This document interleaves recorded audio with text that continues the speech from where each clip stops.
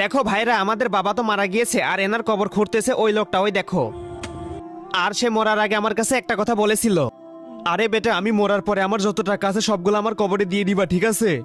এই দেখো, এখানে তার সমস্ত টাকা আছে। এখন এই টাকাগুলো এনার কবরের সাথে দিয়ে দাও, ঠিক আছে? আর মানে একটু শুনো, এদিকে আসো। এনার কবর দেওয়া শেষ হলে এনার কবর খুঁড়ে আমরা এখান থেকে সবগুলা টাকা বের করে নিব। হ্যাঁ, তুমি একটা ঠিক কথা বলেছো, চলো। ওই দেখো, সবাই তো চলে গিয়েছে, এখন আমরা টাকাগুলা বের করে নেই, চলো। এই তো কবর, চলো আমরা তাড়াতাড়ি এইটাকে খুঁড়ি, এখান থেকে অনেক টাকা পাবো। ইয়া, আরে ভাই, আমি তো মোটর সাইকেলের চাবি হয়তো সেখানেই ফেলে আসছি, চলো সেখানে তাড়াতাড়ি গিয়ে চাবিটা আনি। আরে না, এখান থেকে সাপ কেন বের হচ্ছে?